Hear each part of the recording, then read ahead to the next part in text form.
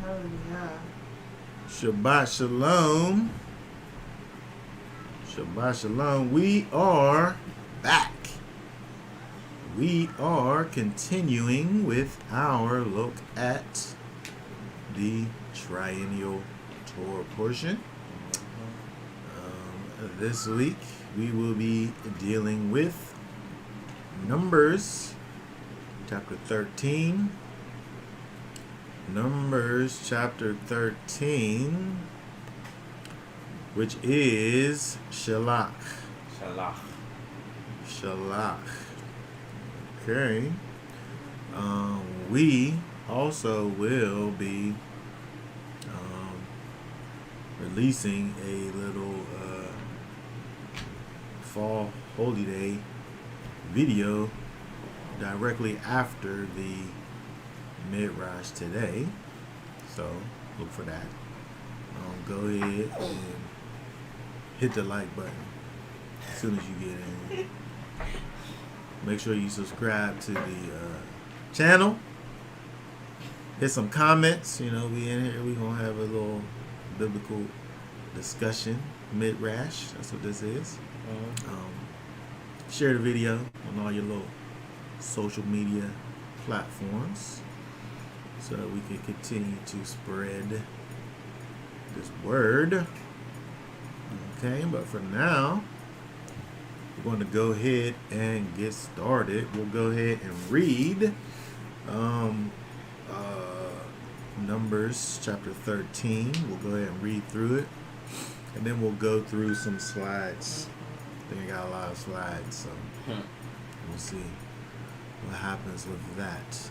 Okay, so let me go ahead and pull up the scriptures for us. We'll go from there. Let's see here. Pull that up. Numbers.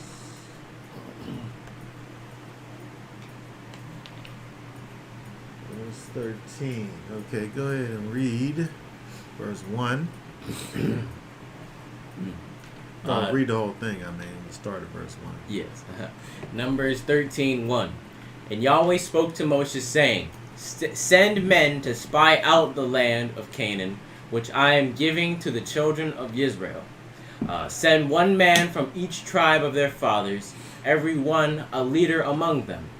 And by the mouth of Yahweh shall Moshe sent them from the wilderness of Paran, all of them men who were heads of the children of Israel. And these were their names: from the tribe of Reuben, Shammua, son of Zakur; from the tribe of Shimon, Shaphat, son of Hori; from the tribe of Yehuda, Caleb, son of Yefuneh; from the tribe of Issachar, Yigal, son of Yosef; from the tribe of Ephraim, Hoshea, son of Nun; from the tribe of Benjamin, Polti, son of Raphu; from the tribe of Zebulun, Gadiel, son of Sodi; from the tribe of Yosef; from the tribe of Manasseh, Gadi, son of Susi; from the tribe of Dan, Amiel, son of Gamali; from the tribe of Asher, Shether, son of Michael; from the tribe of Naphtali, Nabi, son of Wafsi; from the tribe of Gad, Geluel, son of Maki. These are the names of the men whom Moshe sent to spy out the land. And Moshe called Hoshea, the son of Nun, Yehoshua. And Moshe sent them to spy out the land of Canaan, and said to them, Go up there into the south, and go up to the mountains, and see what the land is like, and the people who dwell in it, whether strong or weak, whether few or many, and whether the land they dwell in is good or evil, whether the cities they inhabit are in camps or strongholds. and whether the land is rich or poor, and whether there are forests there or not. And you shall be strong and bring some of the fruit of the land. Now the time was the season of the first fruits of grapes. So they went up and spied out the land from the wilderness of Sin, as far as Rehob, near the entrance of Hamath. And they went through the south and came to and Ahiman, Sheshai, and Talmai, the descendants of Anak, were there. Now Hebron had been built 7 years before Soan in Mitzrayim, and they came to the Wadi Eshkol and cut down from there a branch with one cluster of grapes. A cluster. And they bore it between two of them on a pole, also of the pomegranates and of the figs. That place was called the Wadi Eshkol, because of the cluster which the men of Yisrael cut down from there. And they returned from spying out the land after 40 days. And they went and came to Moshe and Aaron, and all the congregation of the children of Israel in the wilderness of Paran at Kadesh. And they brought back word to them and to all the congregation, and showed them the fruit of the land. And they reported to him and said, "We went to the land where you sent us, and truly it flows with milk and honey, and this is its fruit. But the people who dwell in the land are strong, and the cities are walled very great. And we saw the descendants of Anak there too. The Amalekites dwell in the land of the south, while the Hittites and the Jebusites and the Amorites dwell in the mountains. And the Canaanites dwell by the sea and along the banks of the Jordan." And Caleb silenced the people before Moshe and said, "Let us go up at once and take possession, for we are certainly able to overcome it." But the men who had gone up with him said, "We are not able to go up against the people, for they are stronger than we." And they gave the children of Israel an evil report of the land which they had spied out, saying, "The land through which we have gone as spies is a land eating up its inhabitants. And all the people whom we saw in it are men of great size. And we saw there the Nephilim, sons of Anak, of the Nephilim, and we were like grasshoppers in our own eyes, and so we were in their eyes." Okay. All right. Very good. So we see a lot of things over here. Let me go ahead and pull up these slides.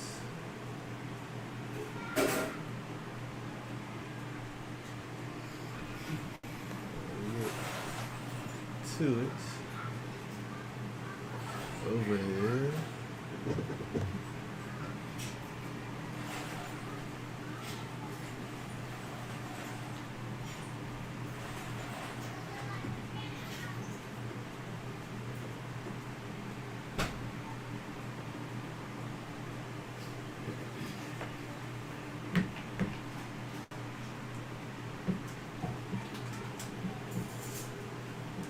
Oh, this thing is really glitchy. Here we go. All right. So what we'll do is we'll go back. We'll look at some things, some important things that we see over here in the text. We want to seek to understand what it is we're able to gain from all of this. Let me go ahead and pull this up here.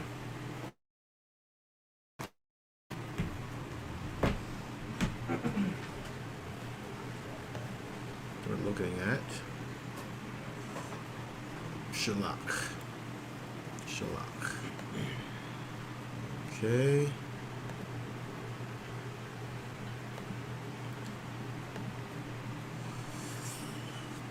All right. So, okay.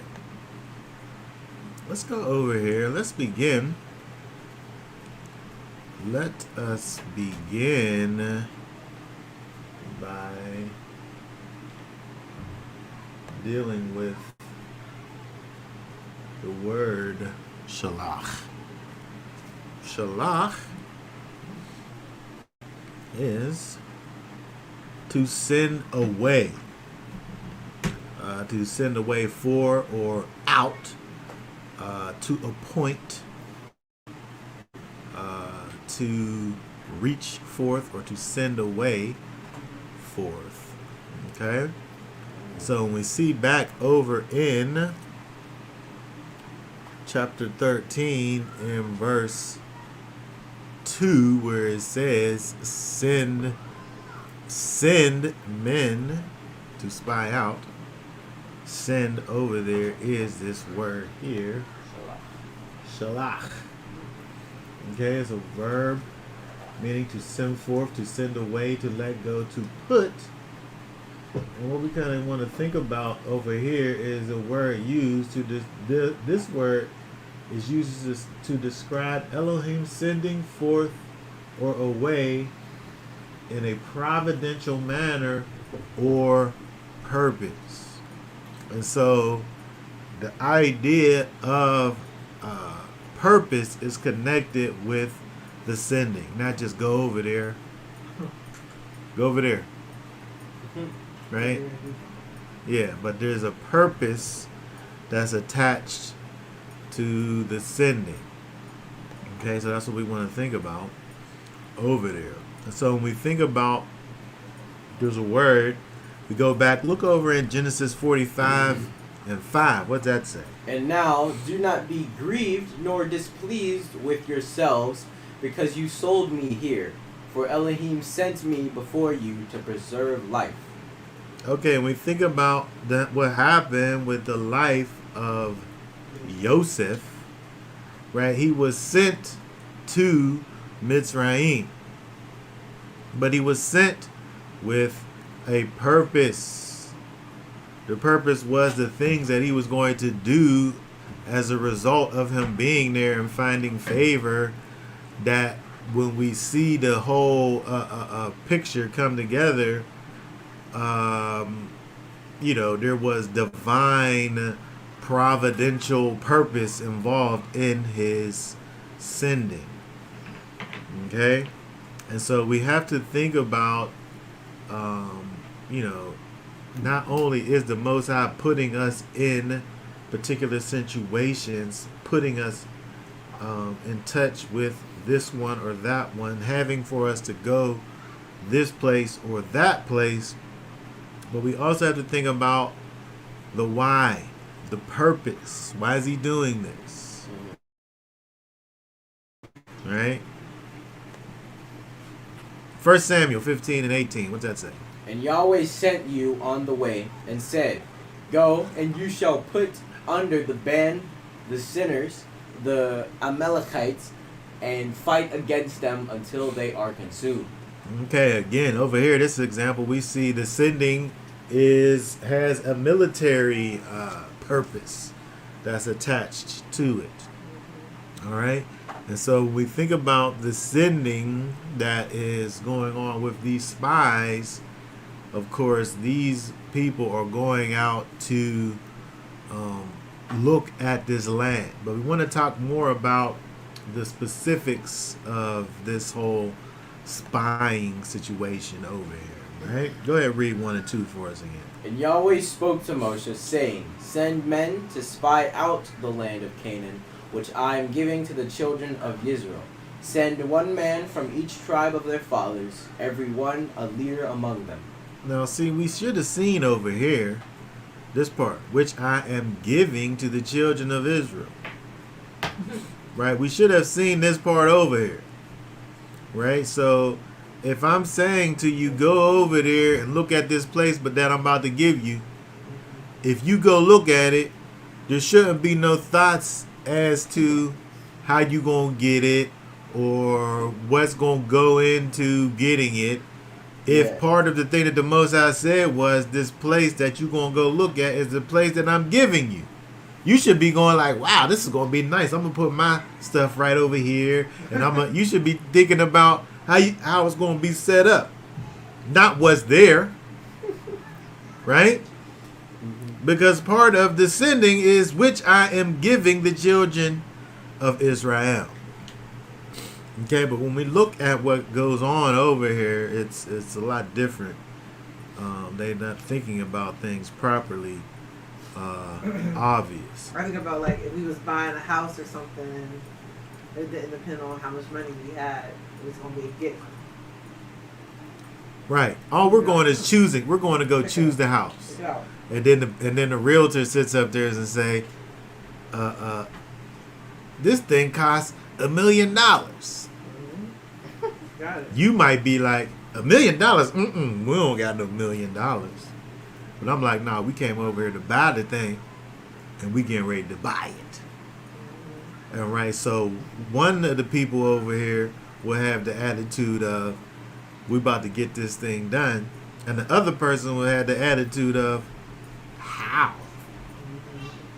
But the how is not part of it if we're able to trust in the Most High, which we see these people wasn't doing that. Even though we see that the Most High said what he was going to be doing. Okay, so they essentially ignored what it was that the Most High had said. Because he said right over here, which I am giving to the children of Israel. Okay? Let's keep on going over here. This was a command from the Most High.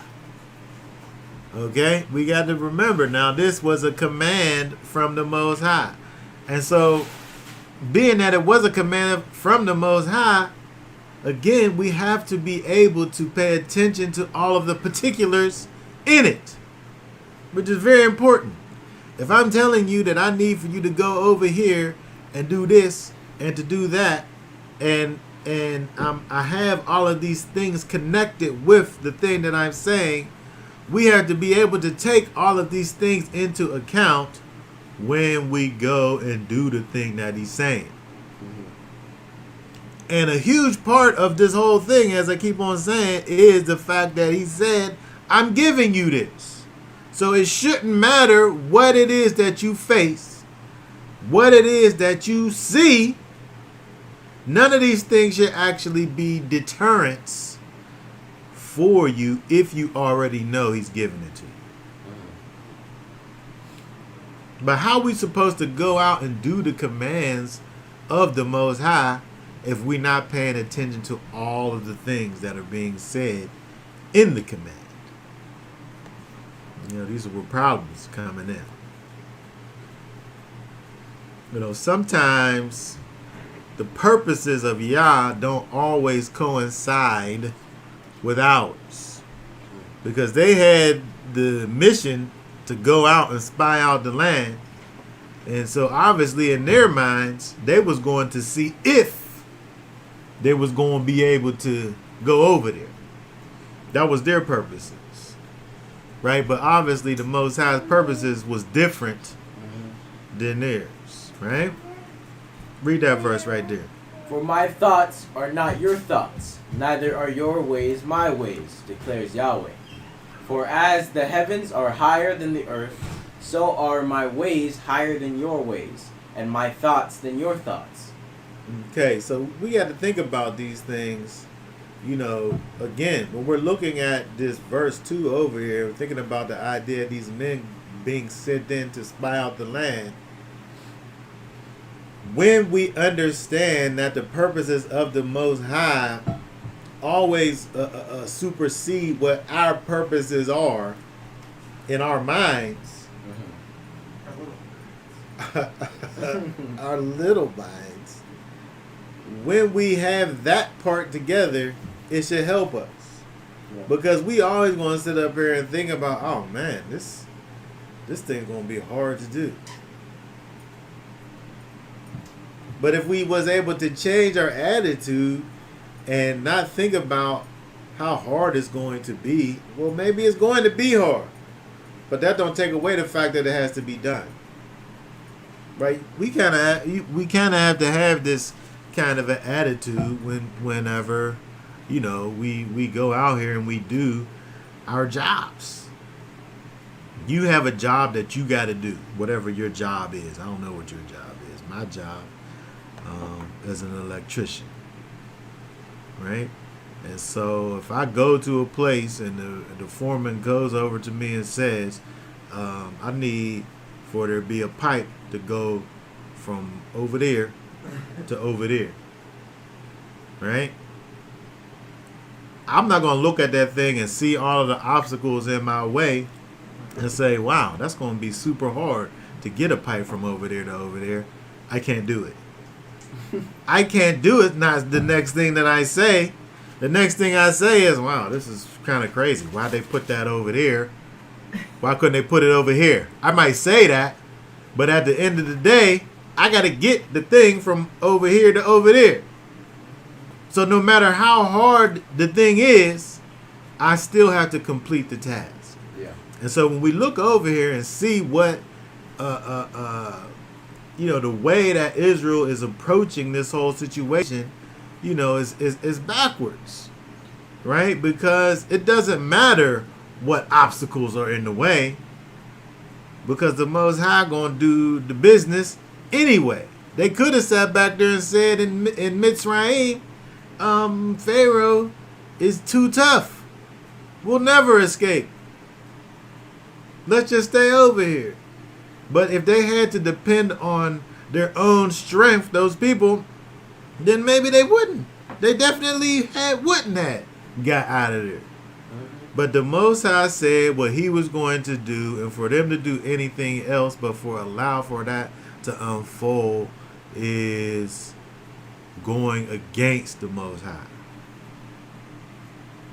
And so we really have to think about this. When we get to these places where we understand that the Most High said X, Y, Z, then what happens in the middle is just a matter of circumstance. But it's not something that's going to deter the words of the Most High. Right? He said his word's not going to come back to him void. Okay? So let's keep on going over here.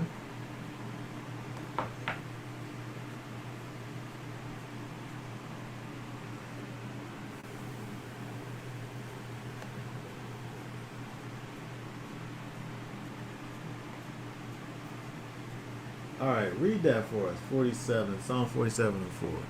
He chooses our inheritance for us, the excellence of Yaakov, whom he loves. Selah. So this is something that we have to understand, that the Most High he has chosen for us a path. He has chosen for us things that he wants for us to actually have. Yep. And it becomes counterproductive for us to go and say, I know that he wants for me to have this thing, but I don't understand how I'm supposed to get it, and then therefore I'm not going to move towards it.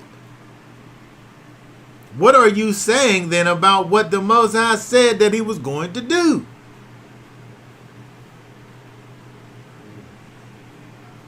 You're going against it. You answering the wrong questions. You reacting to these things in the wrong way. It can't be about, oh, this thing is too hard, how I'm going to do it. What it should be is, instead of trying to figure out why you're not going to be able to do it, get into the process. Try to seek to understand how something like this might possibly come to pass. Not making up excuses of why you can't do this or that when the Most High said this is what he was given to you. What'd that say right there? Then the sovereign shall say to those on his right hand, "Come, you blessed of my Father, inherit the reign prepared for you from the foundation of the world." He said that there was a kingdom that was prepared for you from the foundation of the world. There was something that the Most High got ready for you that's sitting over there waiting for you. And what he wants from you is to reach your little hand out and accept what it is that he trying to give you. Because he already determined in his eternal mind that he got something for you. But them people said, man, not those people that's over there in that land that you said you was giving me. Those people look way too scary. There's no way I'm going to accept your gift that you're giving to me.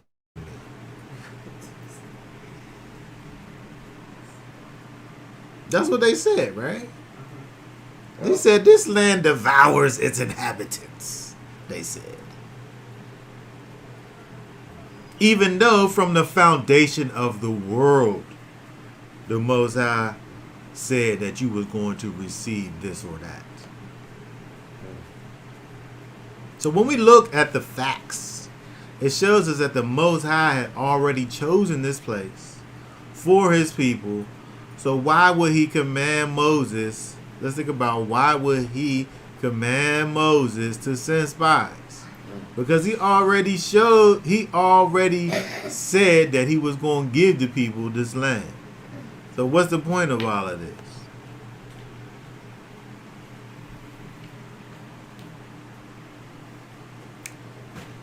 Let's think about what got us to this place to begin with. Okay, because the people asked Moshe to spy out the land. We'll see that in a minute here. Moshe asked Yahweh. He asked the Most High. And then the Most High commanded Moshe to allow the people to do it. Let's see. So let's think about the where did the people ask Moshe? Because this was a command. We've seen that it was a command from Yah. But I'm saying that the idea did not originate from him. He approved it and allowed it at the request of the people. What'd that say right there? Ezekiel 25:6. And you shall say to them, "Thus said the Master Yahweh, on the day when I chose Israel and lifted my hand in an oath to the seed of the house of Yaakov, and made myself known to them in the land of Mitzrayim. I lifted my hand in an oath to them, saying, I am Yahweh your Elohim. On that day I lifted my hand in an oath to them, and to bring them out of the land of Mitzrayim into a land that I had searched out for them, flowing with milk and honey, the splendor of all lands." That right there said that the Most High searched out the land for them. He always was saying that this was a place that was flowing with milk and honey. How'd he know? Because he knew what was over there already. Yeah. He said, I searched the land out for them. Mm-hmm. What'd that say right there? And I have come down to deliver them from the land of the Mitzrites, and to bring them up from that land to a good and spacious land, to a land flowing with milk and honey, to the place of the Canaanites and the Hittites and the Amorites and the Perizzites and the Hivites and the Jebusites. He said this land was good. He said this land was spacious. He said this land was flowing with milk and honey. This land was flowing with sustenance and nourishment. Sustenance and nourishment. That's what milk is, right? Milk sustains. Milk nourishes, right? Honey preserves. Honey preserves. So this land is flowing with sustenance and nourishment and preservation in the land. And it's spacious and it's good. The Most High, he knows all of that already. The Most High only ever said that this land was good. Yeah. So if he's sending the people in there, all he's sending them to do is just to look at the goodness. Go over there and look at what I'm about to give you. You could do that. What'd that say right there? See, Yahweh your Elohim has set the land before you. Go up and possess it, as Yahweh Elohim of your fathers has spoken to you. Do not fear nor be discouraged. And all of you came near to me. This is what the people said. This is what the people said to Moses. Go ahead. And said, let us send men before us, and let them search out the land for us, and bring back word to us of the way by which we should go up, and of the cities into which we would come. This is how Moses remembered what happened. When we get to Deuteronomy is Moses telling the people about what had already happened. And this is how Moshe recalled what happened. The Most High said to you, don't fear, don't be discouraged. And all you people out there said, let us go and look at the land and see what's over there.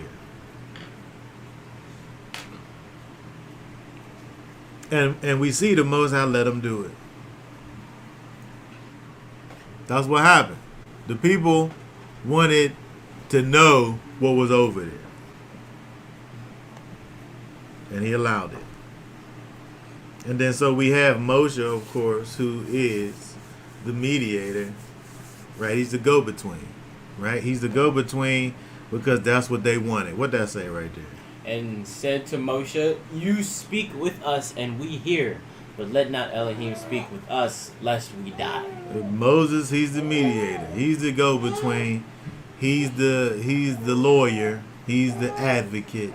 He's the one that the people go to, right? So he got to sit up here and deal with all of these people who got all of these complaints, and he takes the complaints back to the judge, right? Mm-hmm. And so we see all of that happens, and yet the Most High, being who he is, okay, he goes ahead and allows them to go and see the land. All right, go spy it out. Send men to spy out the land of Canaan, right? So when we think about this word over here, to spy out, to meander about, especially for trade or reconnoitering, which is like reconnaissance, right? Is making a military observation of a region or surveying. And so even if we say that the Most High is allowing for the people to go over there and do this military observation, it's not for them to sit up there and say that these people are too much for us. Is to say, okay, then these people are situated in this way, so we got to go over here and do this, or we got to go over here and do that. Not for us to look at this thing, whether it be this enormous task or whatever, and look at it and say, oh, I'm not able to complete it. When we know that the Most High is behind it. Now we could say all of these things if we don't know that the Most High is behind it. Because now you may have some issues, some problems. But if you get to the place to say that the Most High got for me to do X, Y, and Z, and then you get into doing the X, Y, Z and see that it's this hard task, and then you say, oh, it's too hard. Then either you don't believe that he said that he was taking you to do X, Y, Z, or you just a faithless individual. Right? One of these things is the case. And so we could look over here and say that, he's using the terminology go and spy out, and understanding that spying out is, doing this military observation. But still, it doesn't give the people the right to look at the task and say, this task is too hard.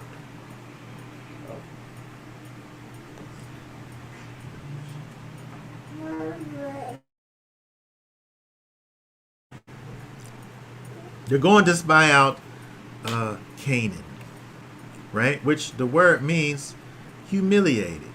Interesting. Humiliated. Right? Even the name of Canaan is this place that should be something that's comforting to Israel, being that they're going to displace the Canaanites. Because even if you say that the Canaanites were these people that was in the land of Canaan were these great people, even by their namesake is let you know that they will indeed be humiliated. So they could very well be this great people, but if they're humiliated, they're going to be brought low.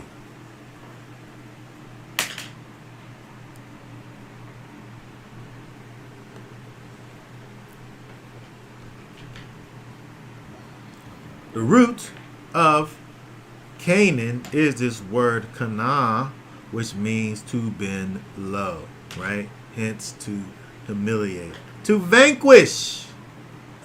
The Canaanites were these people who were destined to be vanquished. Wow. To be brought down low. To be subdued.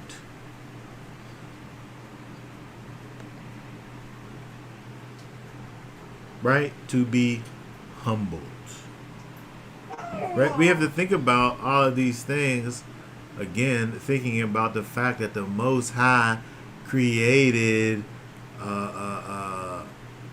and established this inheritance for the people.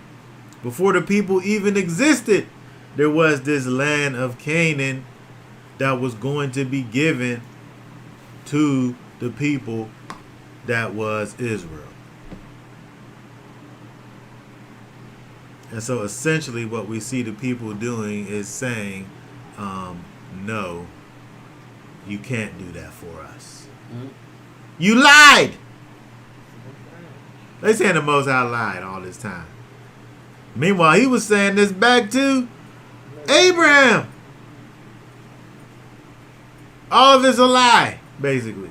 When they come back and say, them people is too big, we can't go in there and kill them, they basically saying, Most High, you lie. There's trust in science. Science. Those people are too big for us. Scientifically speaking, they're too big for us. We can't beat them. In science.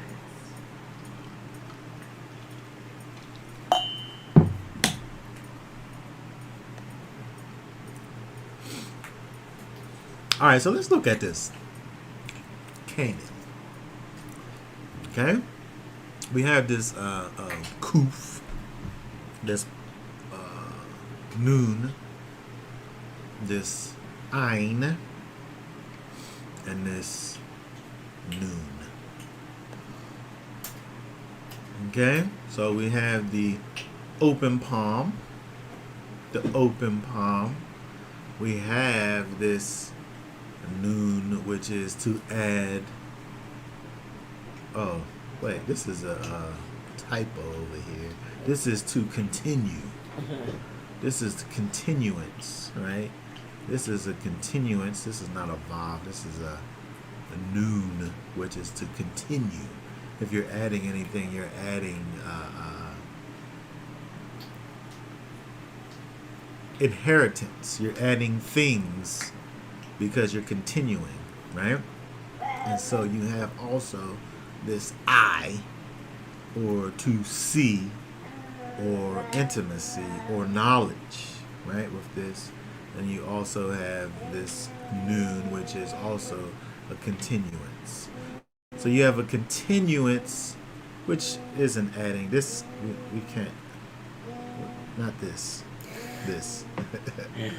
Adding to the open palm, which open palm is a picture of receiving, right? So you have a continuance of receiving and a continuance of the eye, the open eye that's seeing and intimacy, right? And so we think about Canaan, you have this continuance to what's put in your hand, and this continuance is adding to what's put in your eye or your knowledge or your mind, right?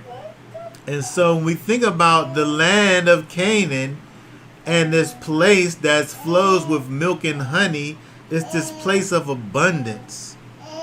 It's things that are put in your hand are physical, right? The things that are put in your hand are physical. The land of Canaan is a land that flows with milk and honey, right? But also, when we think about these things that are continue to be put in your eye or in your mind or knowledge, you also think about the mental satisfaction that one has when they acquire and have all of these physical blessings, right? These are the things that so looking at this place that they're going to go in and conquer because of the Most High said that they was going to do it, should actually be a place that causes them happiness and strengthens them in their minds. But instead, it turns into a curse in their minds, and they don't even want to go over there. In spite of the fact that it says over here, which I am giving to the children of Israel. He's giving you this. He's nataning this to you. He's giving it to you. He's adding it to you. He's applying it to you. He's appointing it to you. He's assigning this to you. And the people are saying, oh man, it's too scary. I can't do it. It's too scary. I'm not able. He's not asking for them to be able. He said he's going to give it to them. He's going to do it.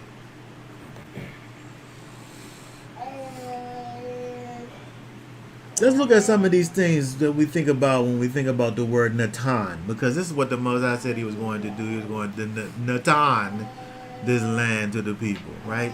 We always think about the idea of giving, right?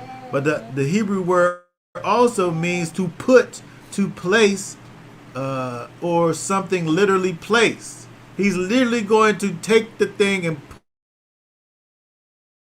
the thing into the hands of the people. Yep. If I'm giving you something, then that's different from you going and getting it. Those are two separate things. If I put something in your hand, that's not you going and getting it. That's me giving it to you. And so this is the language that's being used in regards to this inheritance that Israel is supposed to be receiving. Yeah. So let's think about let's think about the things that the Most High has given. Let's think about some of these things. What are some things that we can think about that the Most High has given? What that say right there? For the gifts and callings of Elohim are without repentance. This is an interesting verse because when we think about this verse and kind of couple it with the verse that Yeshua says to the people, when the people come and say, did not do this and you did not prophesy, did not perform miracles in your name. And Yeshua said, I never knew you, he said. And so these people who did things in the name of Yeshua were given gifts from on high. Mm-hmm. And the Most High allowed for them to go ahead and do a work in the lives of this one or that one. The gifts that he gave to these people was without repentance. Yep. They might not have made it to the destination, those people, but the thing that the Most High had said was going to happen through those people happened, whether those people were or not. Yep. And so what we got to think about when we think about these people going over here into the land of Israel, these people, or the land of Canaan at this time, these people looked and saw that this thing was too much for them, but Israel was still going over. Whether those ones was going over now became a separate situation. But he said what was going to be, and they was either able to allow themselves to fall in line with what the Most High had ordained or not.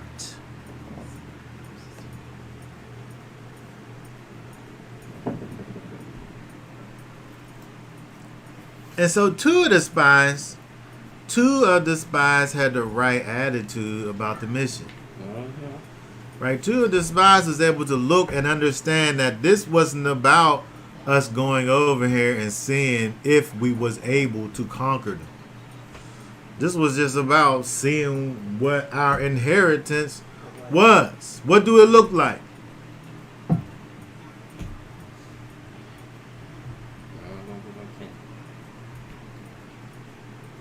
That's what it was about. The rest of these people did not have, they was not thinking about these things properly.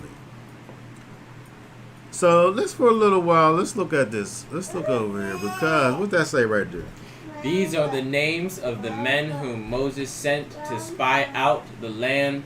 But Moses called Hoshea, the son of Nun, Yehoshua. So let's look at one of the persons over here who did actually have the right thoughts about this. And also, while we're here,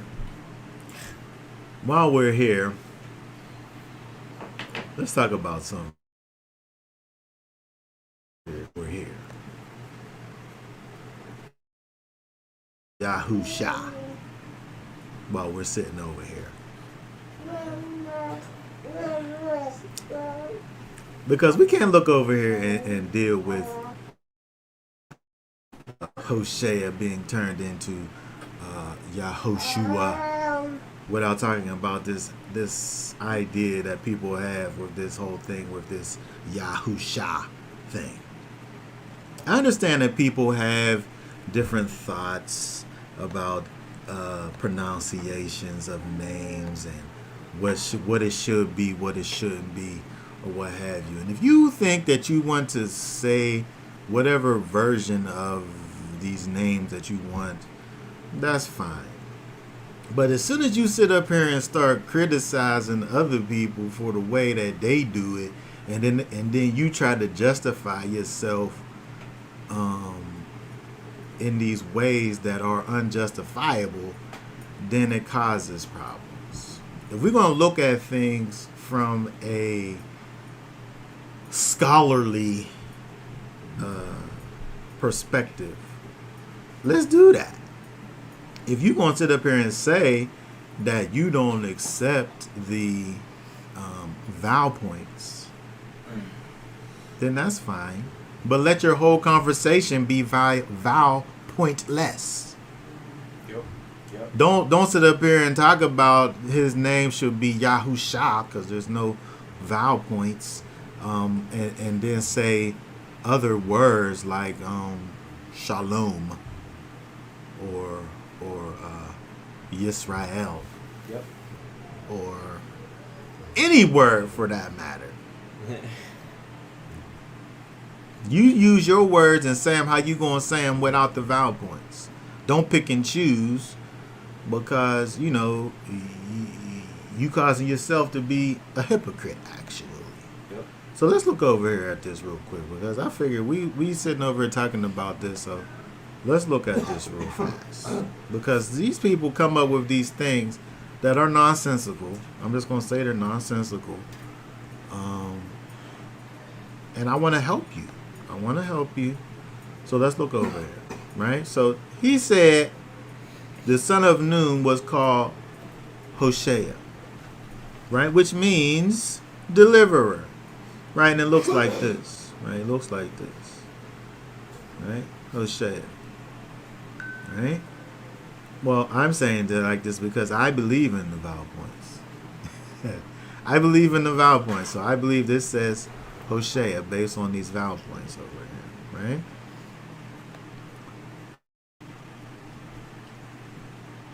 This word over here, Yasha, is the root over here, which means to be open, wide, or free, to be safe, defend, avenging, so on and so forth. Right? Literally to run to or run, support, hence to help, relieve when in difficulty. Right? These are all the things that we find inside of Yasha, the root of this word over here. Right? Mm-hmm. And so we also here, this is more Yasha, to save, to help, to deliver, defend. And so when we understand that happened over here, where this was the name of Hosea, and Moses said, we want to change your name from meaning to deliver or being a deliverer or to save or to help or defend, but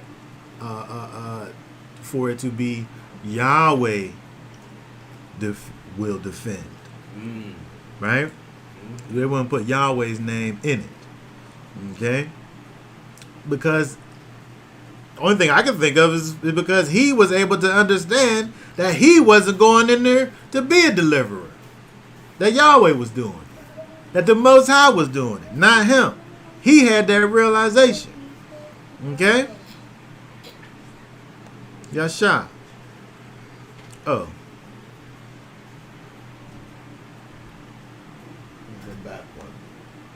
Look at this. Let's go down here.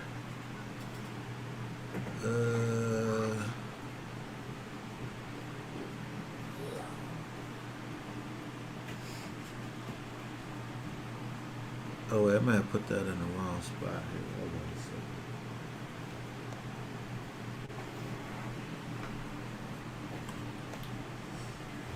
All right, read that right there.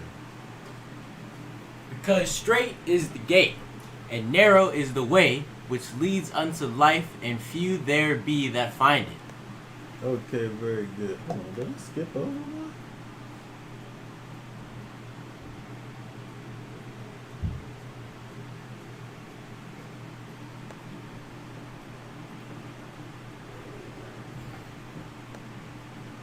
Okay, well, the idea here is when we think about this, this idea of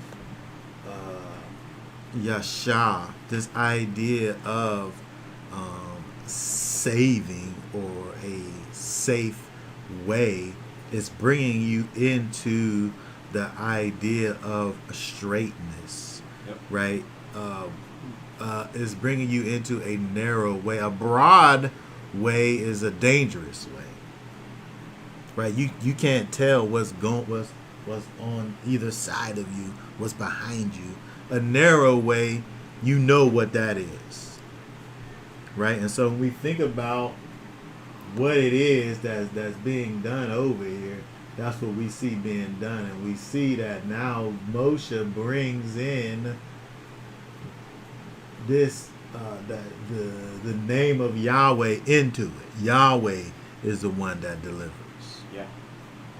And see now what these people's problem, going back to this Yahusha thing, problem is that they think that first of all, every time if you have something like Yahushua, every time it's supposed to just cut in the middle and it be Yahweh's name at the beginning and whatever thing he's adding to it be at the end. And so if the Yasha is being joined to Yah or Yahu or Yahoo, it should be Yahu Shah. I guess that's the thought process. Yep. But that is not always the case. When we have compound words, you don't always smash two words together and then that be what it is. For one, when we look at these ancient texts, first of all, if you accept the vowel points, if you don't, I can't talk to you because you're not dealing with. Oh, by the way, the King James Version is from the Masoretic text, which comes from the book that, they have the vowel points. So get rid of that as well. But when we look over here at the text that we're given that actually does have the vowel points, it either gives you this right here, which says Shua, right here, or this right here that has these little things right here, which says Shua. So I seen them actually open it up and say, oh, the scripture says it right here.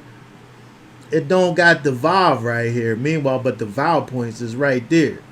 So yeah, it don't have it there because this is exactly the same as this over here. It's a longer form and a contracted form of the same. It's saying the exact same thing. It's a different spelling. And the thing about it is that if we can understand just basic English, we have words in the English together. Together says to get her. Right? To get her. Is when you say the word together, does it have anything to do with a her?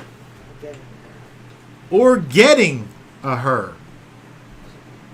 When you say the word together, does that have anything to do with the process of getting a her?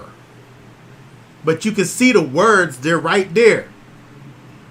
And so just because from a phonetic a standpoint, you see a word that you think is another word in the Hebrew, it don't mean that that's what it is. And this is a common mistake that people make. People sit up here and say, well, this word Yeshua says Shua, and Shua means destruction.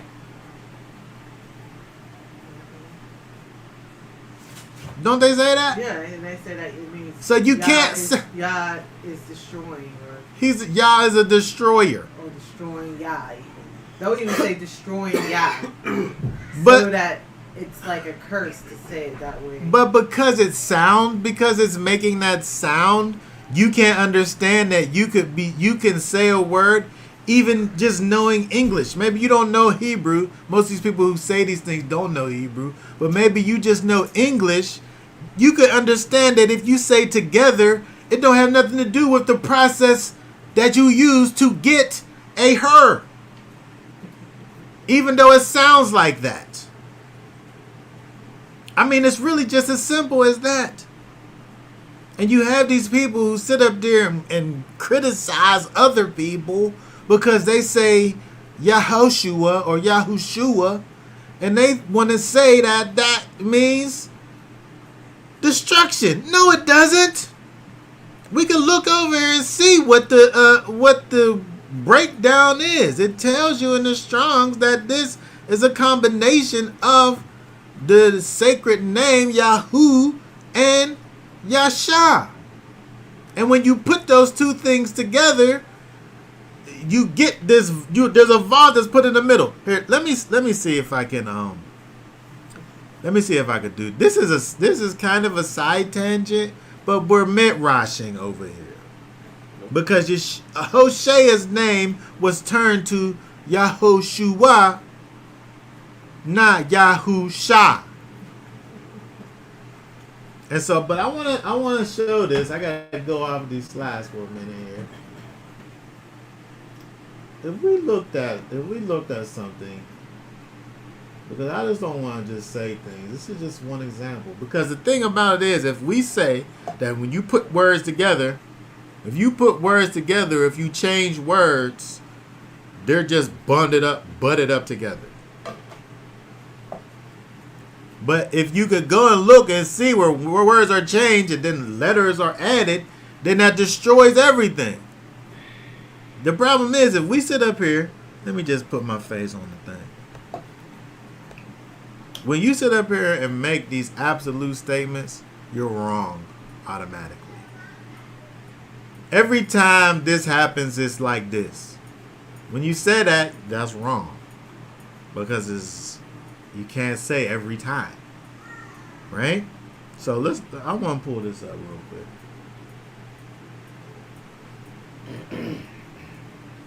Wait a minute, how's this? Let me pull up these scriptures over here.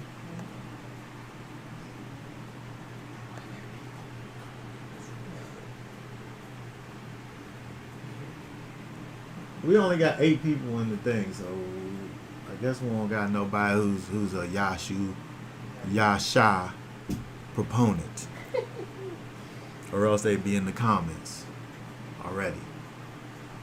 Okay, but let me pull up a verse. Let's see here. I think I gotta search it. I think it's Deuteronomy 32. Hold on a second. Let me pull this up so I can find the word. Because when you put words together, when you change words, when you modify words, letters are added. It's just a simple kind of a thing that if you just understand a little bit, you will understand.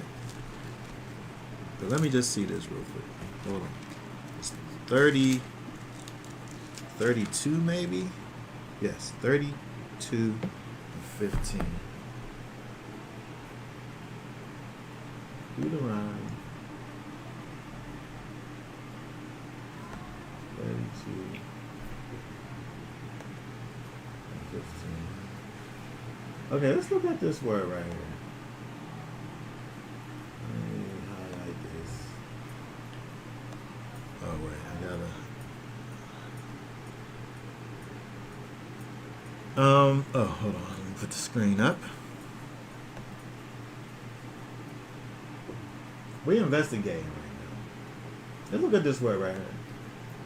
This word right here, Yeshurun. We've seen this right here. Look at what this looks like. Yeah? Look at this. Well, how would we say this without the vowels? We would say Ya, Shara, Yashara, Van. I don't even know how you would say it. I'm not sure how you would say it. But the root of this is Yashar, which is right here. Right? Yashar is the root, which is upright. Yashar is the root, which is upright. It looks like this. Yod, Shin, Resh. But in order to make this say and go from being straight or upright to being upright ones, you have to, it changes. The word actually changes because you're making it be going from just being straight or being even to upright ones. now. And so when it's upright ones, it changes into all of this. But another way to look at this also, here, let's look at, hold on, let me put this in a different view here. Hold on.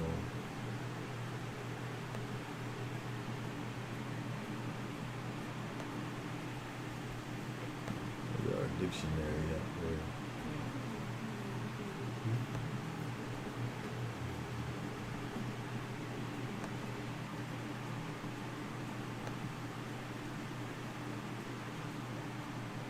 Nobody cares about this.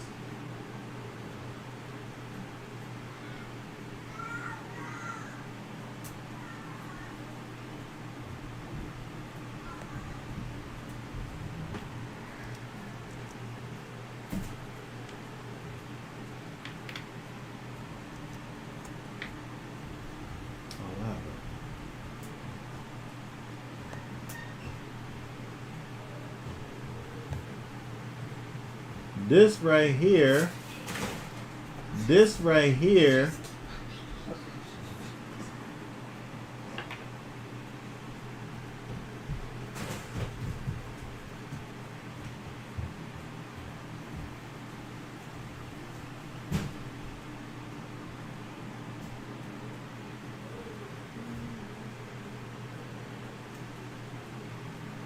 this right here is giving you, I guess, again, these people who don't believe in this can't understand that you could put a vav right here with a dot in the middle where it's giving you the oo sound.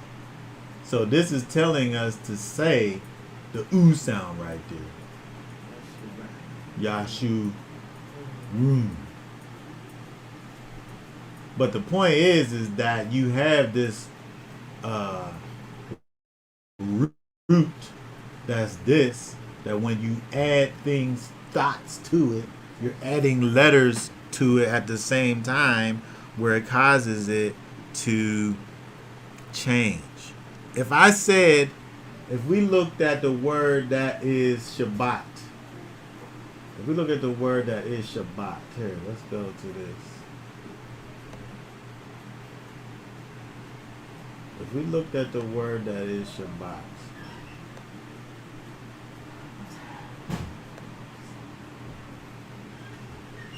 uh, 10th verse. If we looked at the word that is Shabbat, Shabbat has a bait and a tav in it. How you say daughter? Does Shabbat have anything to do with a daughter? Huh? Does Shabbat have anything to do with a daughter? But it says daughter right here.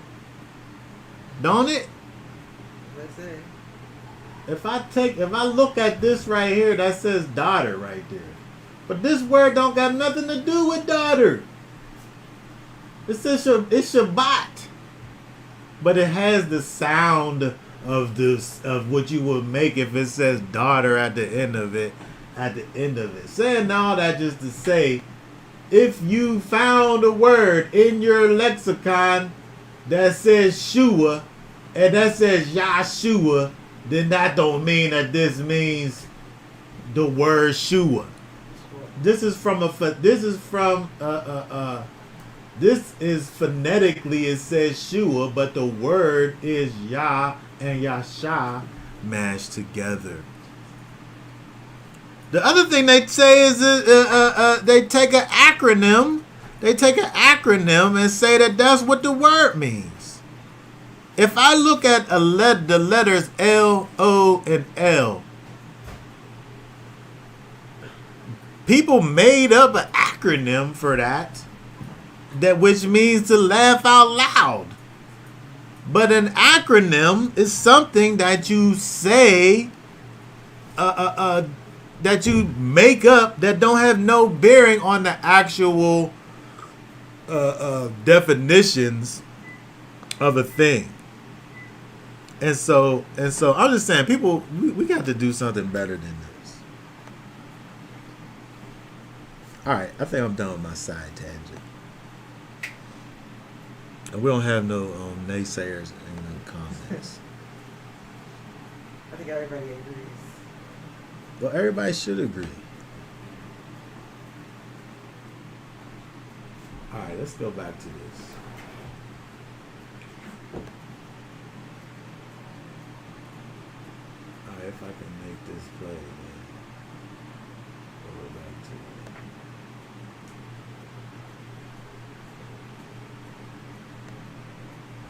All right, hold on one second. Let me see. That's just like one day someone saying that the rainbow stands for, homosexuals.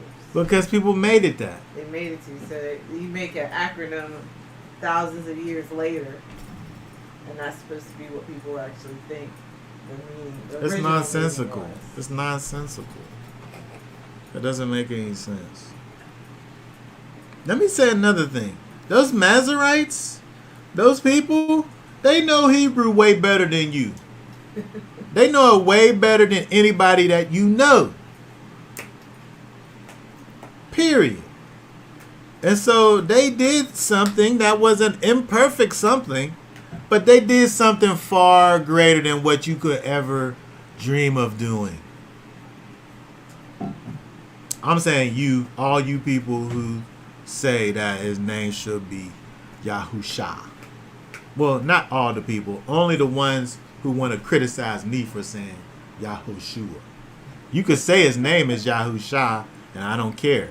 But as soon as you start criticizing me because of why I say it, then you're the one who I'm talking about. You can say whichever name you want to say. Yahoo. Yeah, and it's fine with me. But just don't criticize me because I have a legitimate reason why I say Yahshua or Yehoshua. Legitimate. Okay? Alright, let's get back to this.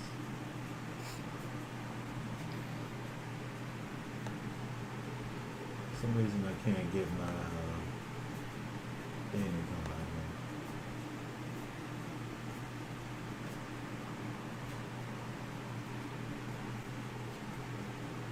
Alright, hold on a second. Technical difficulties.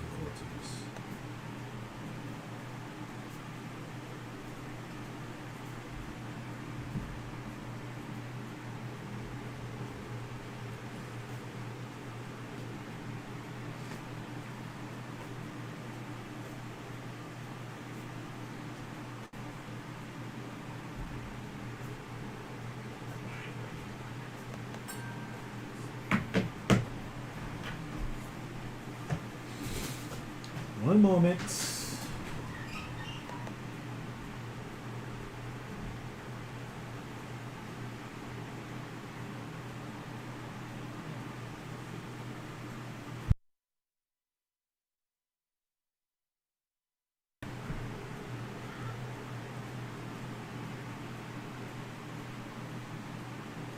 Alright, as soon as this thing loads up, we'll get back into the situation.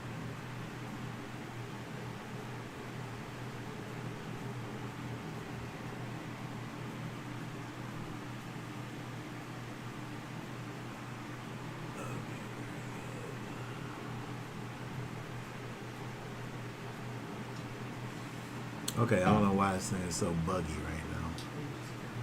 Oh, it just collapsed.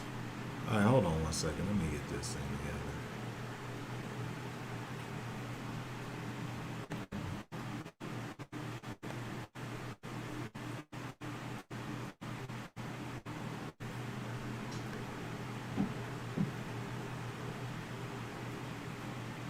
Okay, so we're talking about here the change of Hosea's name to Yehoshua. Yahweh will deliver. Yehoshua, again, being one of the two that was able to understand that Yahweh will indeed deliver. He wasn't scared of the things that he saw over there in the land. He decided that he was going to come out same way that he went in and agree with the Most High and allow for the Most High to deliver them, from these tyrants, these giants that they saw over there in the land. And so let me just go ahead and pull this back up. The whole thing is shut down on me, so I'm gonna reboot it. Let's get back down to where we were. Let's see here.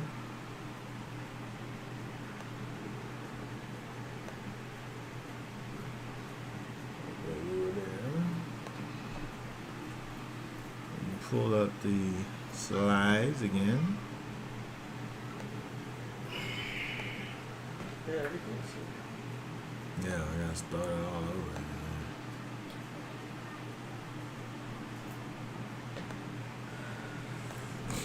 Okay. Let's see here. That loads back up. Alright, that's where we are. Yehoshua. Yehoshua. Yahweh delivers. Okay?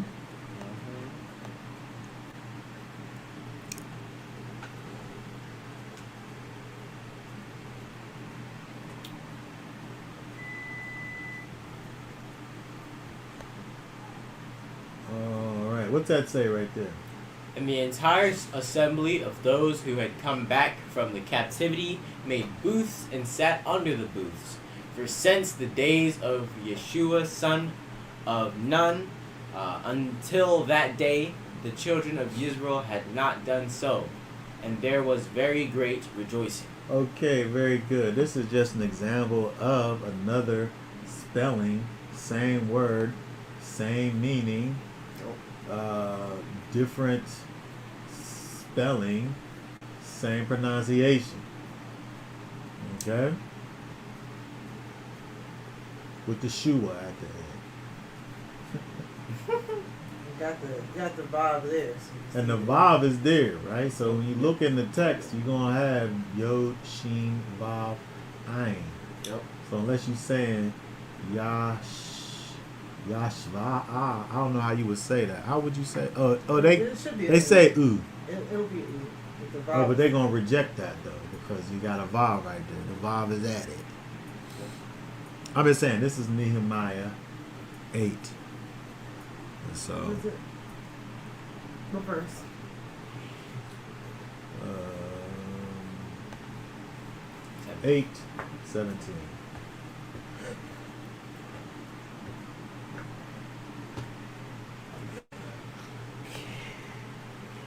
So you can just copy that now. Got the other stuff. Okay? In the Hebrew, it looks like this. If you take the vowels away, you still got shua right here.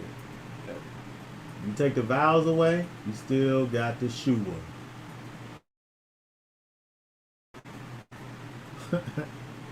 You still got it. It's right there. Okay? So I'm just saying, that's a problem for those non-shua people. I was putting that out there. Okay, go ahead. Read that verse. A couple verses for us. And Moshe sent them to spy out the land of Canaan, and said to them, Go up here into the south, and go up to the mountains, and see what the land is like, and the people who dwell in it, whether strong or weak, whether few or many, and whether the land they dwell in is good or evil, whether the cities they inhabit are in camps or strongholds, and whether the land is rich or poor, and whether there are forests there or not. And you shall be strong, and bring some of the fruits of the land. Now the time was the season of the first fruits of grapes. Okay, very good. So, this is all quite interesting.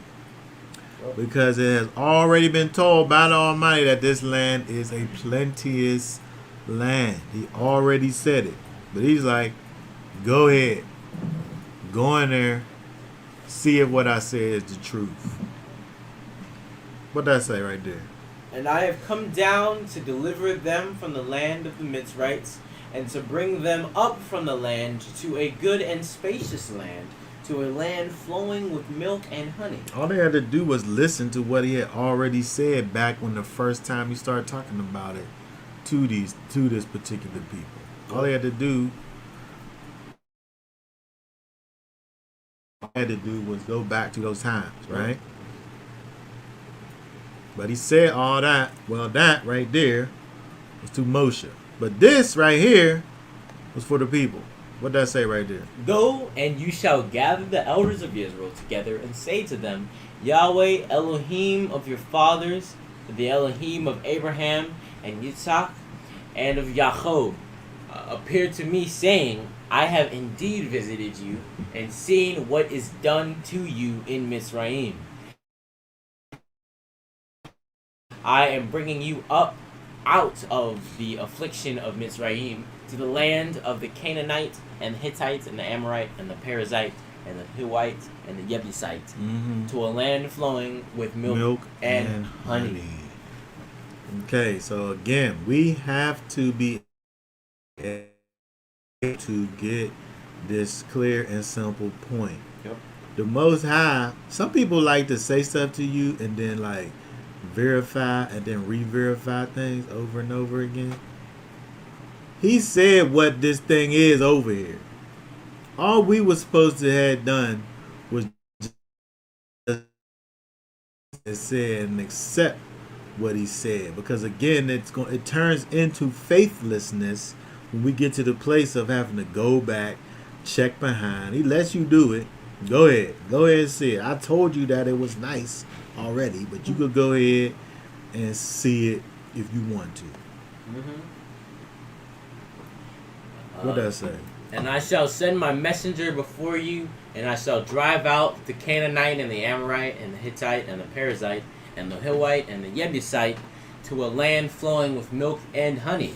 For I do not go up in your midst because you are a stiff-necked people, lest I consume you on the way. And when the people heard this evil word, they mourned, and no one put on his ornaments. Okay, what we want to pay attention to over here is that it says that I shall drive out the Canaanites. Yep.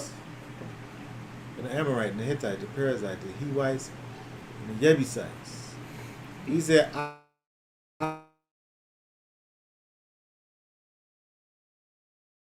so Moshe turned Hosea name to Yahoshua, because Yahoshua understood that Yahweh will drive the people out.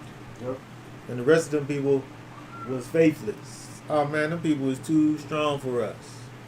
But again, you making the Most High be a lie when you saying that. Because the Most High already said it was a land flowing with milk and honey. He already knew that the land was good and that it was plenteous. And he already knew that he was going to dispossess the people for us. O ye of little faith. O ye of little faith.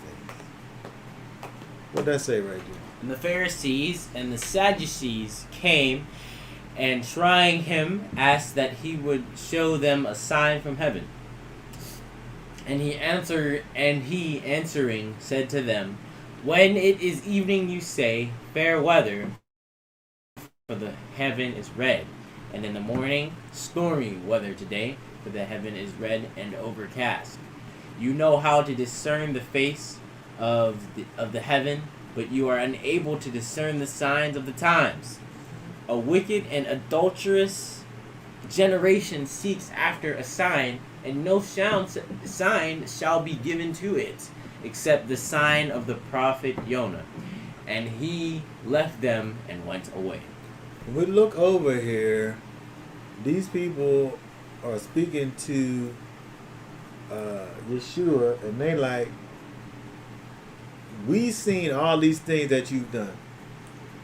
We've seen all these miracles. We've heard all of your words. This look at you, and they've seen all of your miracles, and they've heard all your words, and they believe you. Nope. But we want for you to give us a sign to let us know that this thing that these other people believe in is true. And he like, you can sit up here and see all of these things with your eyes and know what's what. I'm not saying nothing else to you people, but this. As a matter of fact, the simple fact that you sit up there looking for a sign, he calls these people a wicked and adulterous generation. Is the ones who can't just look and see what's going on and accept that as a sign as opposed to some other thing. Yep. And so the same thing is true when we look back at the people, the children of Israel at this time. The Most High been saying to them over and over again, since they even got to this place, that they were leaving out of Egypt to go to Canaan. Yep. They're going from point A to point B. That's where they're going to. And so for them to now get to the place where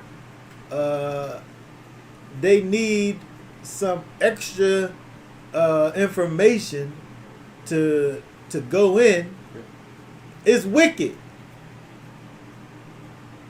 It's just like what these people are doing over here to Yeshua.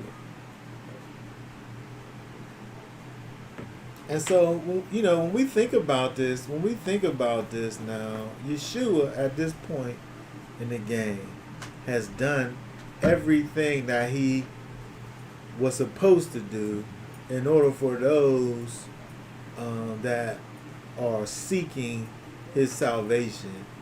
He's done everything that he could have, that he will do in order for you to accept who he is. Everything that he is going to do to prove who he is, he's done already. And if you're not able to, at this point, accept what it is that he's already done, he's not doing nothing else. He did everything he's going to do already. You're going to accept it or you're not going to accept it. But if you accept it, there's nothing more to be done except for just to continue to walk in faith. Yep. And so for these people, when they get to this place in the journey, okay, you want to see the land. But seeing the land doesn't change the words of the Most High. Seeing the adversities that are ahead of you don't change what the Most High said he was going to do from the get-go.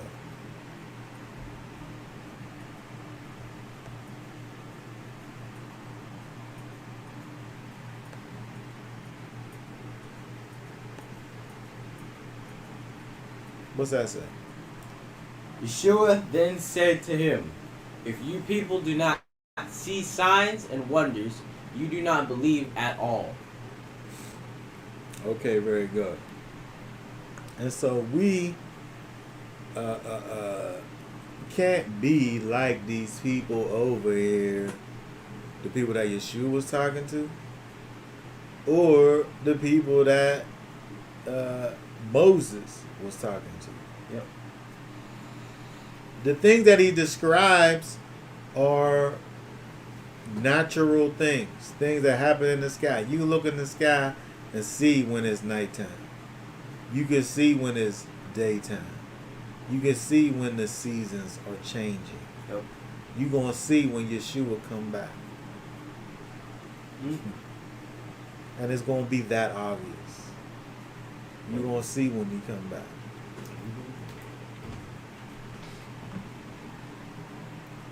He's giving you all the signs that he wants for you to have. are you going to accept it? What did I say right there? And belief is the substance of what is expected, the proof of what is not seen. For by this the elders obtained witness.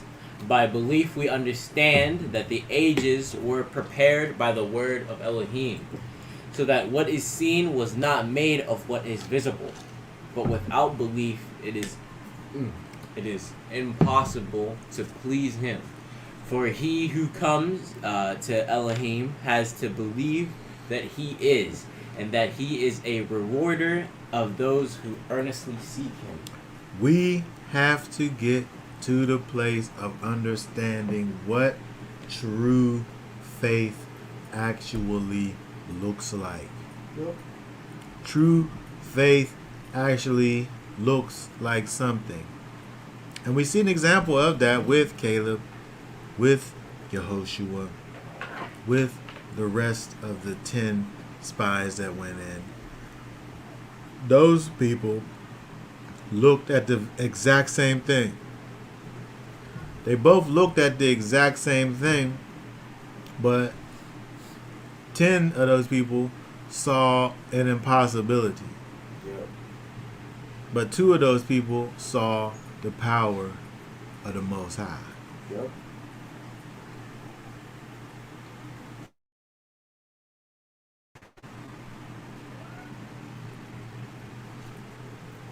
If you say that you trust in the Most High, then you need to be out here stepping out in faith and doing the things that you know that He said that He has for you to be doing.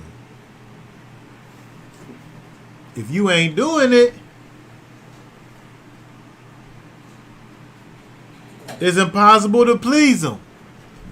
It's impossible for you to please Him if you're not walking in faith.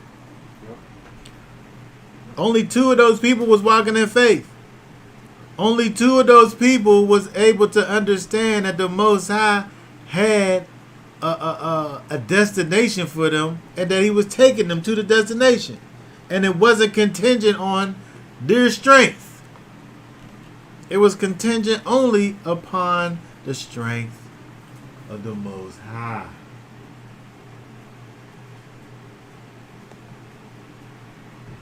These people had no faith.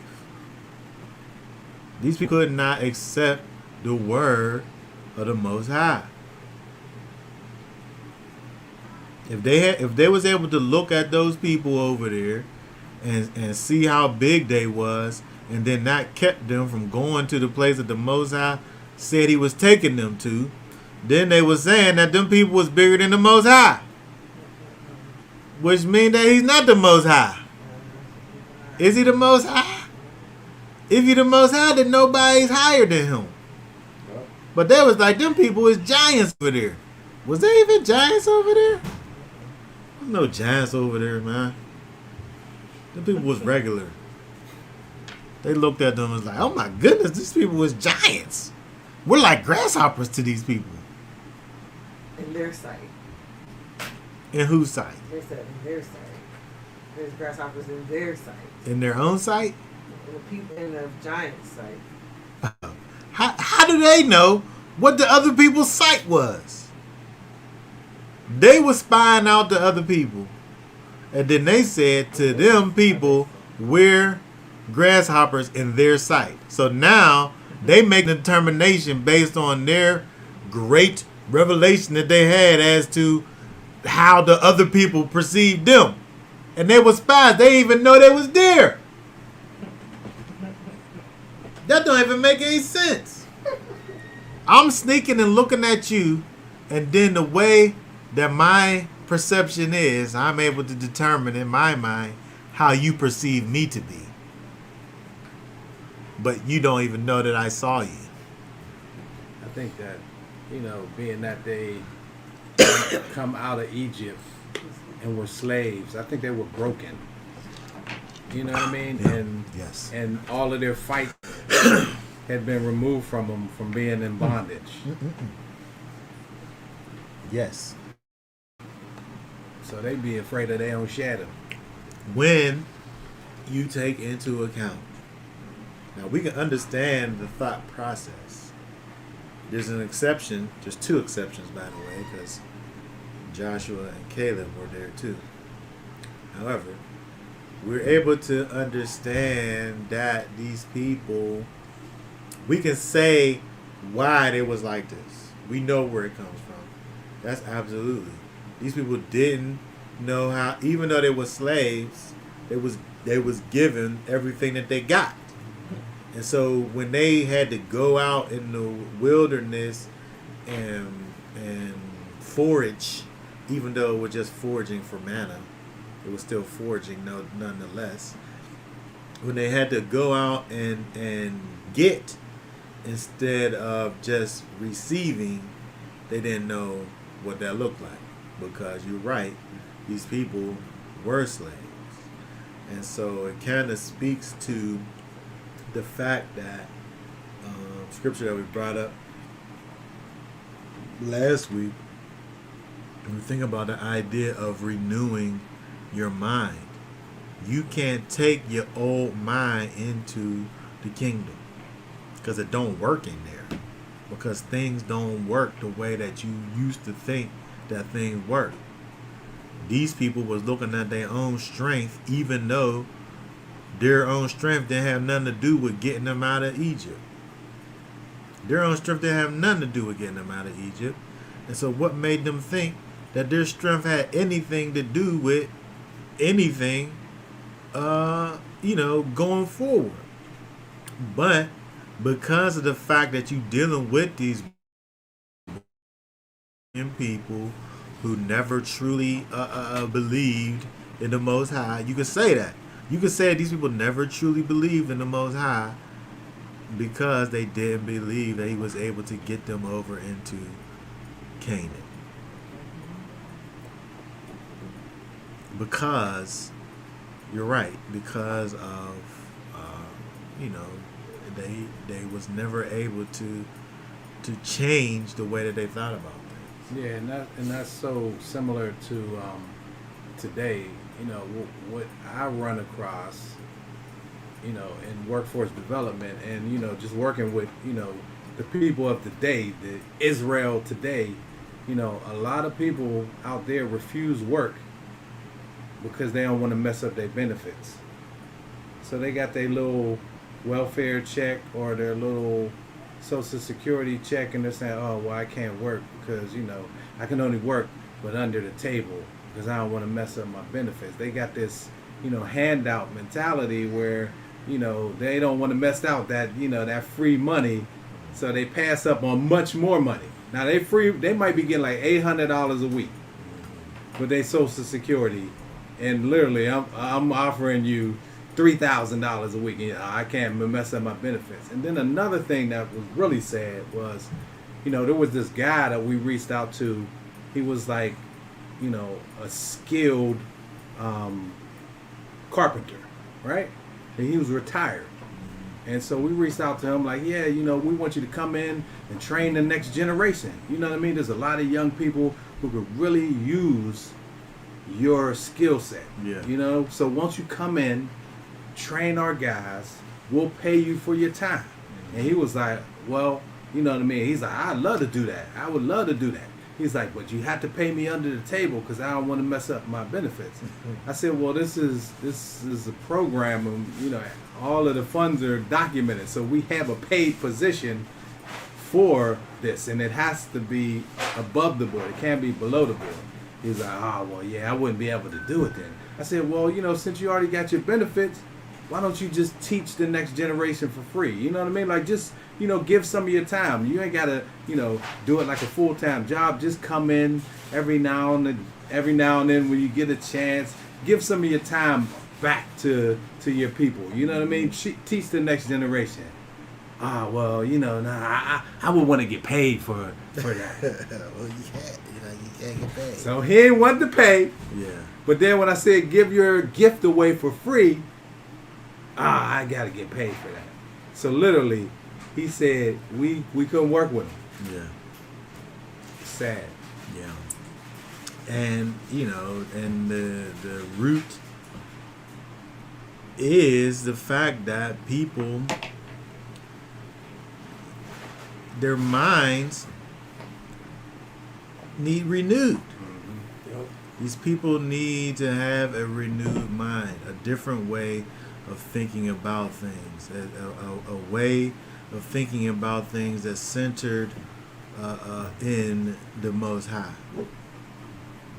And so these people over here, their minds were centered around their own selves and their own strength and their capabilities and what they were able to do. And meanwhile, nothing that they was able to do got them to where they were up until this point. And so, this is a common situation.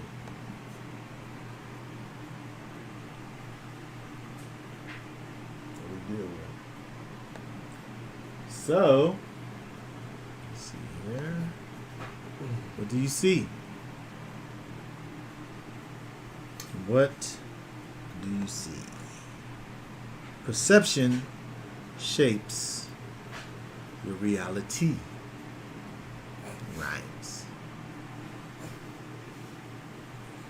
Caleb and Yehoshua saw the exact same thing that the other 10 spies saw. They went to the same place. They saw the same things. But 10 of them, the majority of them, saw something that was terrible. It was immovable force. These were giants. There was nothing that the people was able to do against this foe that stood across from them. And the other two, which again looked and saw the exact same thing, they thinking, yeah, so when we gonna go ride on these guys? When we gonna go do it? We seen them, so when we gonna go take these people out so we could get our inheritance? They seen the exact same thing.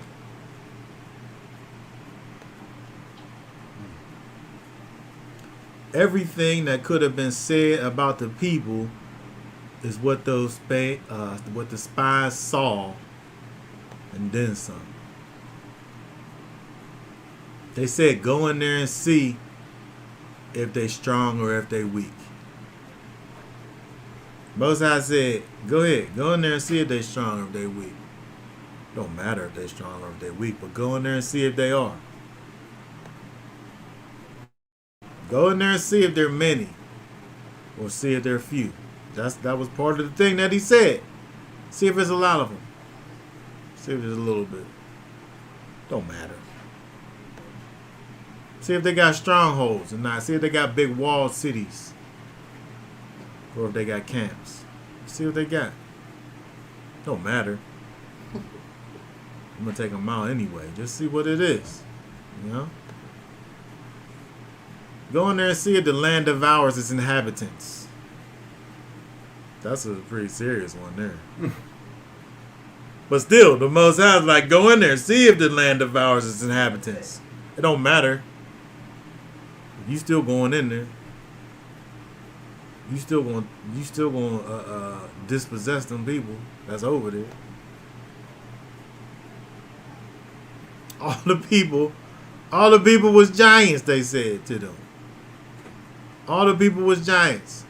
But again, it didn't matter to the Most High what they went in there and saw, because the results was always going to be the same. Yep. We going in there and we taking over.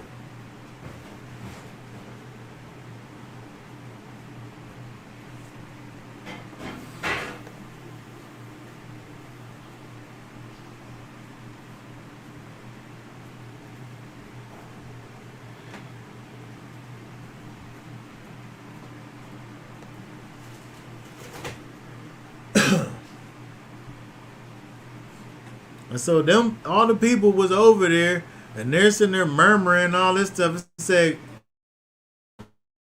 that Caleb quieted the people before Moses and said, we should by all means go up and take possession of it, for we shall surely overcome it. Them people sitting up there looking at all of the things that was in the land, these giants, if there was any, these fortified cities that they had, the great number, them people going off. I could just imagine that them people sitting up there saying all of the things that was great or so-called great with parentheses about the Canaanites. And Caleb, it said Caleb quieted the people. Hold on, stop, hold on now. You sitting up there saying all this stuff about all these people. When we gonna go up in here and take these people out? That's all I want to know. He ready to go. He about business. He about the Most High's business. Will surely overcome them. That's what he like. Meanwhile, they sitting up here talking about how hard it's going to be. I can't do this thing, even though the Most High said He going to do it for me. Yeah. Faithless. Faithless. Right?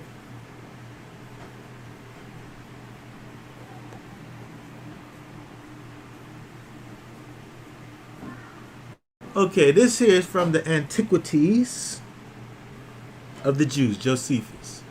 But of the spies there were Joshua the son of Nun, of the tribe of Ephraim, and Caleb, the tribe of Judah, that were afraid of the consequence, and came into the midst of them, and stilled the multitude, and desired them to be of good courage, and neither to condemn Elohim as having told them lies, nor to hearken to those who had affrighted them by telling them that was not true concerning the Canaanites, but to those that encouraged them to hope for good success, and that they should gain possession of the happiness promised them, because neither the height of mountains nor the depths of rivers could hinder men of true courage from attempting them, especially while Elohim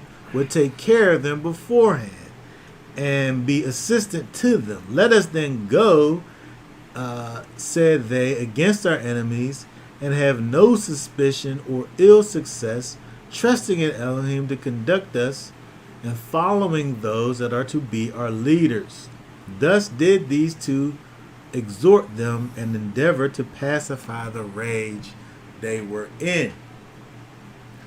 And so we look over here and see that these two, Caleb, Joshua, both again saw the same things that the other people saw, but these two, by faith, was able to understand that the Most High was indeed behind them. And that being said, there would have been nothing that could have stopped them from succeeding. And so if we could only just be able to trust in the Most High and do according to what He would have for us to do,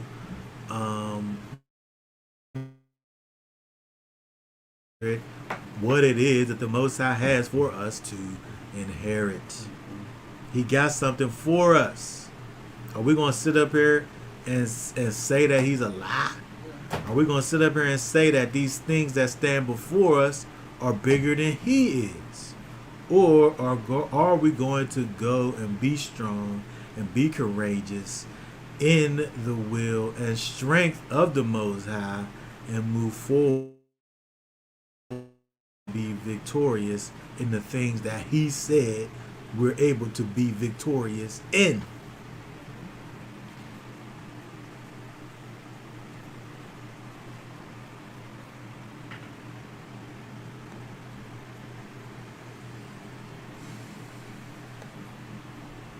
Perception is everything.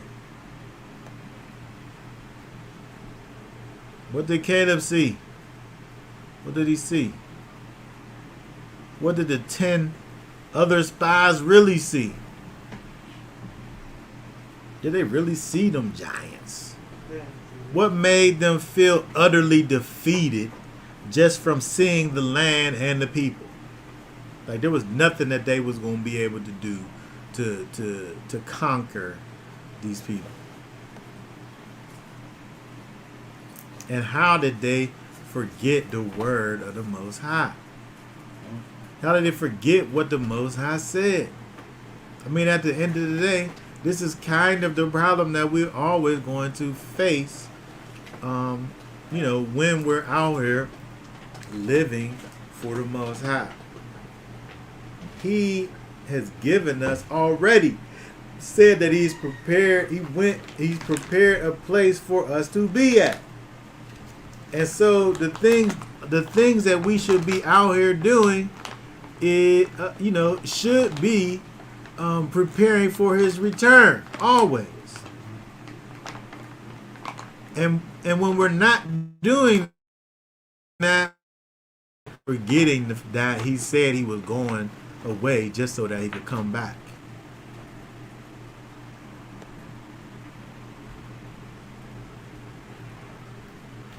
Were these people looking through the lens of fear?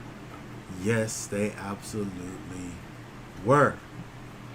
The only problem is the Most High didn't give us the spirit of fear.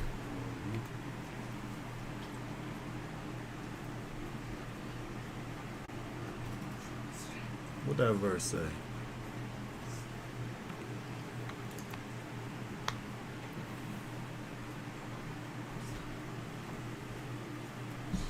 me pull that up real quick.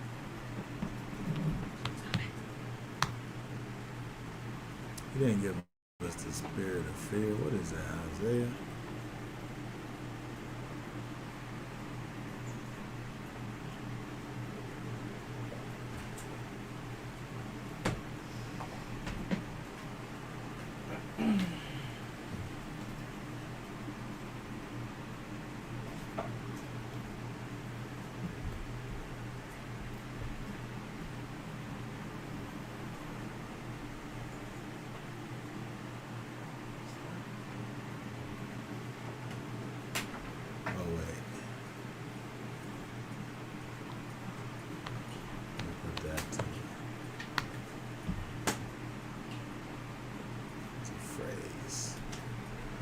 I can't find it. But he gave us a spirit of power and a strong mind. That's some weak-minded folks out here who's sitting up here looking at their adversities and turning away as a result. 2 Timothy 1:7. Oh, that's 2 Timothy? I'm looking in the wrong place. What is it? 2 Timothy 1:7. Oh, I can't find it.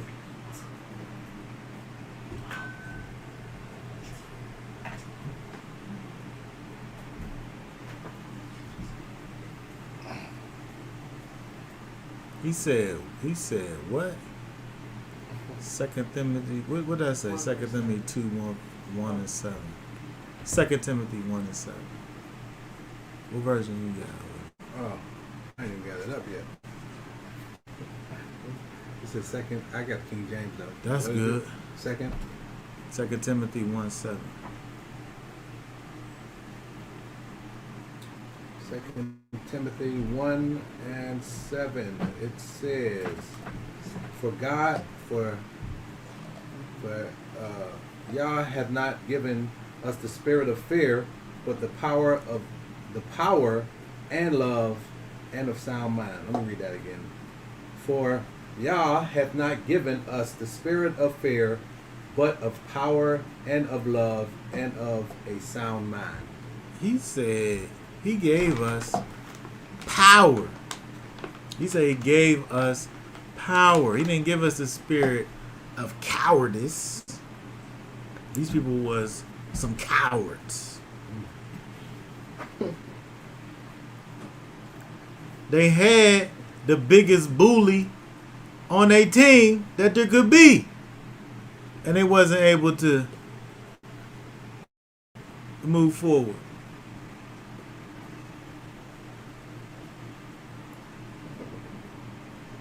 Elohim he's given us power and love, and what King James say? Strong, a sound mind.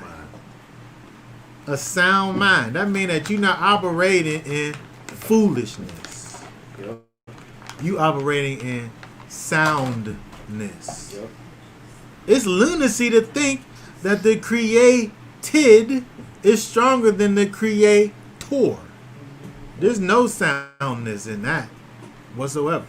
Yep. When you think of something that sound, you think of like your foundation. It's like standing on the ground, standing on the rock. It's right here. Immovable. Mm-hmm.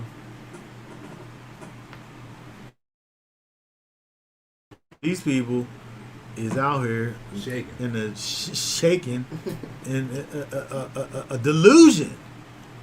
This false belief that these people is stronger than the one that made them. I mean, this is why we got to really. I guess we don't really know if the Most High is on our side or not. I guess we don't. Because if we did really know that, then we wouldn't be out here shaking in our boots opposite our adversities. We wouldn't have the mindset if you can't beat them, join them. Oh my goodness. That's the most ridiculous thing I ever heard. If we think about that in the context of righteousness, I can't overcome wickedness, so I might as well just become wicked. Fight wickedness. How that go with 2 Timothy 1:7? There ain't no soundness in that thought process. I can't be better than these wicked people, so I just might as well just be wicked. I will join them. I mean, that's what they did with the Greeks. They were making themselves uncircumcised. They wanted to be like the heathen. It's crazy.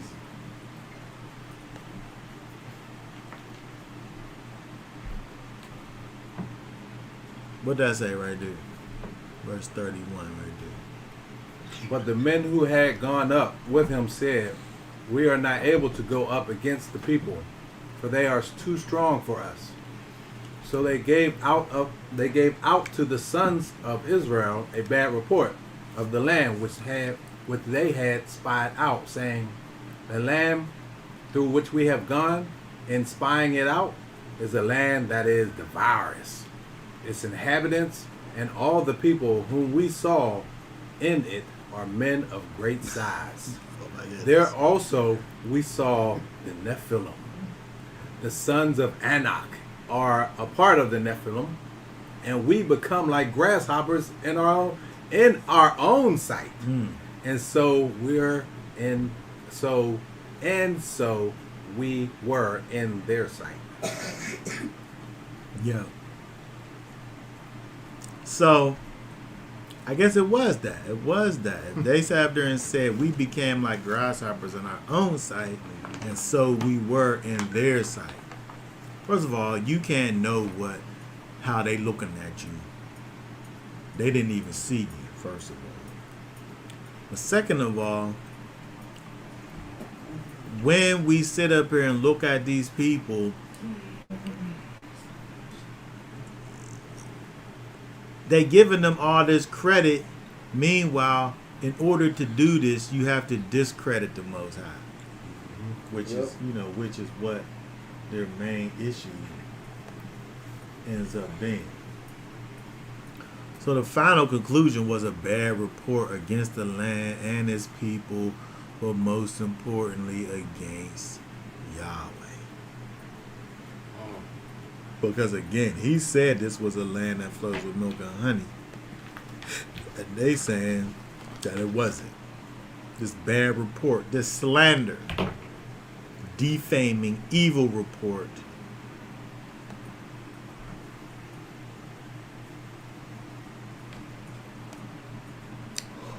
The land devours its inhabitants. It can only be assumed as to what this actually meant.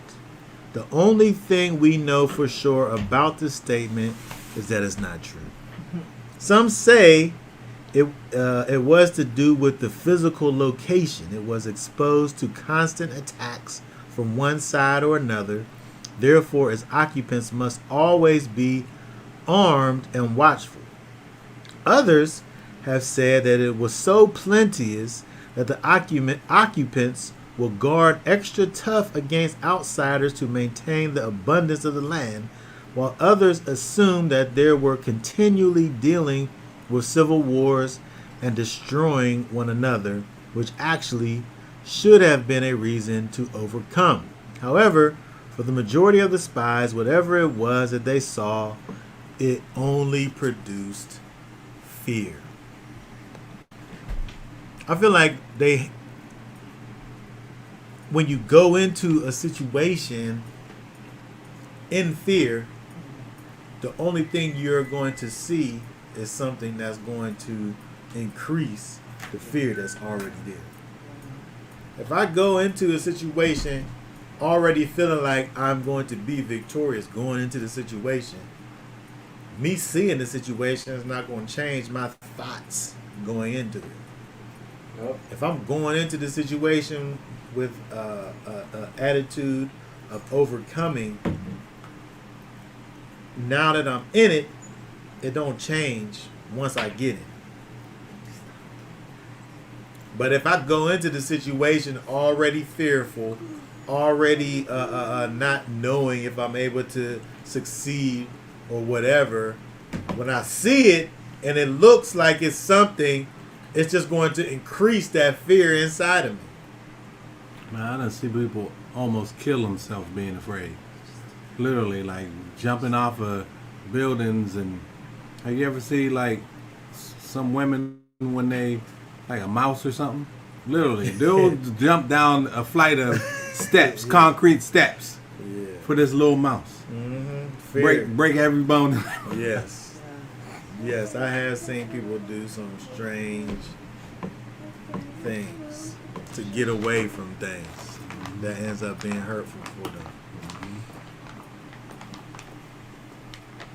And so we look over there, they said all the people there was giants, was Nephilim, right? Was these bullies, these tyrants, right?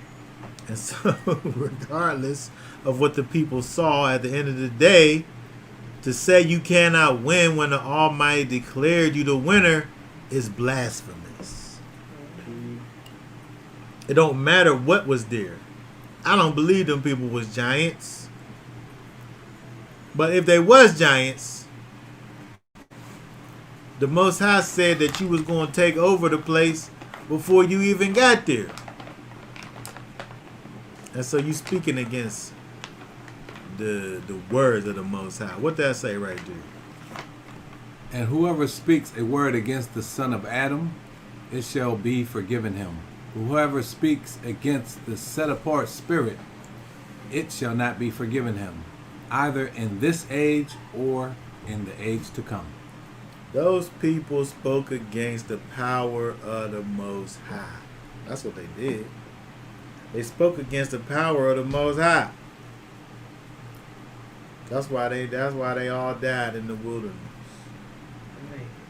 That's why. Because they spoke against the Most High's ability to go and do what he said he was going to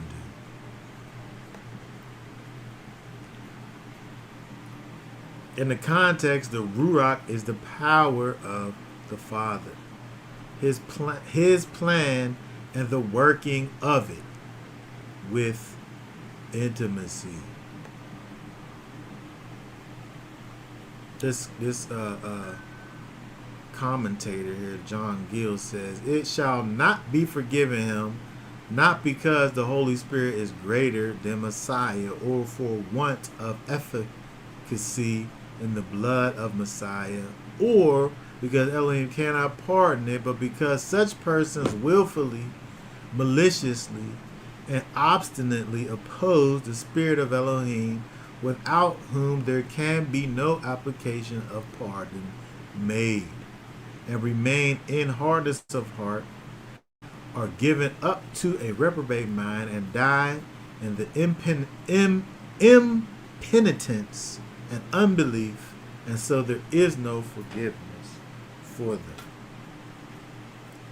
If we're not able to accept the power and plan of the Most High, how are we supposed to accept the fact that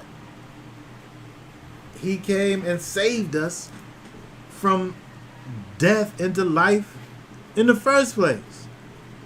If we can't accept everything that He said, then we can't accept nothing that He said. Without faith, it's impossible to please Him. What's that say there? Romans 1:28-32. And even as they did not think it worthwhile to possess the knowledge of Elohim, Elohim gave them over to a worthless mind, to do what is improper, having been filled with all unrighteousness, whoring, wickedness, greed, evil, filled with envy, murder, fighting, deceit, evil habits, whispers, slanderers, haters of Elohim, insolent, proud, boasters, diverse of evils, disobedient to parents, without discernment, covenant breakers, unloving, unforgiving, ruthless, who though they know the righteousness of Elohim, that those who practice such deserve death. Not only do the same, but also approve of those who practice them. Okay, very good. So when we think about this idea of these people who get to this place where they're unable to accept the power of the Most High, He's not going to sit up here and force you to believe in His will. He's not going to do it. Especially for these people who've seen Him do marvelous wonders. They have every excuse to be able to believe in everything that the Most High say from this point forward. They saw all the things that Joseph and Caleb saw, but the difference is that Joshua and Caleb, their hearts and mind was changed by what they saw the Most High do, and the other people's, their hearts and minds wasn't. And so the 10 spies, along with all those that went along with the evil report, denied the power and plan of the Most High and should have known better. They did it in spite of their intimacy, in spite of their relationship that they had experienced with the Most High up until that point, which is why they were destined to perish in the wilderness and did not reach the promised land.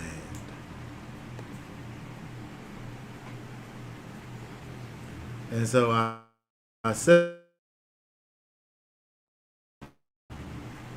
to say this, is that when we look back at Numbers chapter 13, and we look and we see what it is that the Most High had did, what He allowed for the people to do. He allowed for them to see the adversary.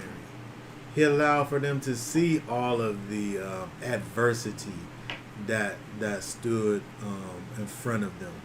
He allowed for them to see the walls and the people and the armies that they have faced. But prior to seeing all that, He allowed the people to see Himself on the top of a mountain. And He allowed for the people to hear the voice of the Most High telling these people who he was and what he expected for them. Those same people were all locked in chains in Mizraim, and those same people were freed by the power of the Most High.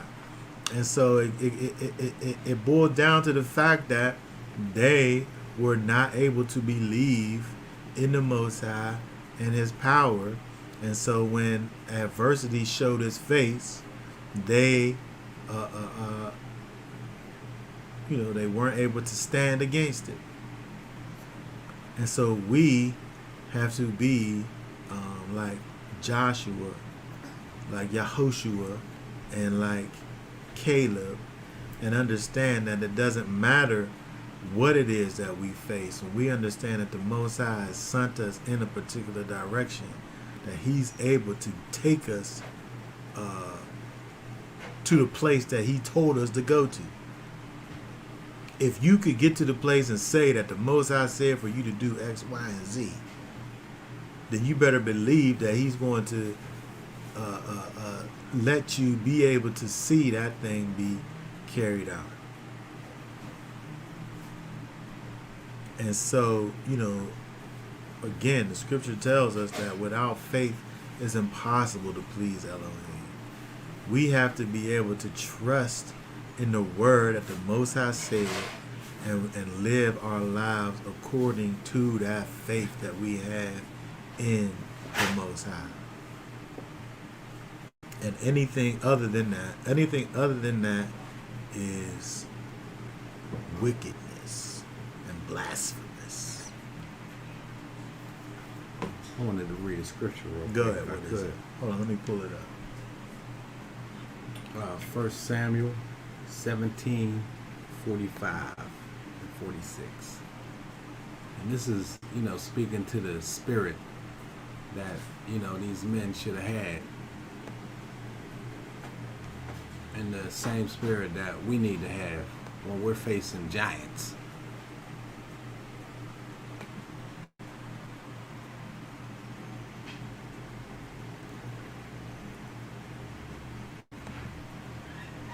Samuel 17:45. First, oh my goodness! All right, the whole thing just crashed on me. Wait a minute, even the YouTube? Not the YouTube, just the. I can read it. Yeah, just go ahead. All right. So it said, then said David to the Philistine. The Philistine was Goliath, the giant, right? Thou comest to me with a sword and with a spear and with a shield. Yeah. But I come to thee in the name of Elohim, of hosts, the Yah of the armies of Israel, whom thou hast defied.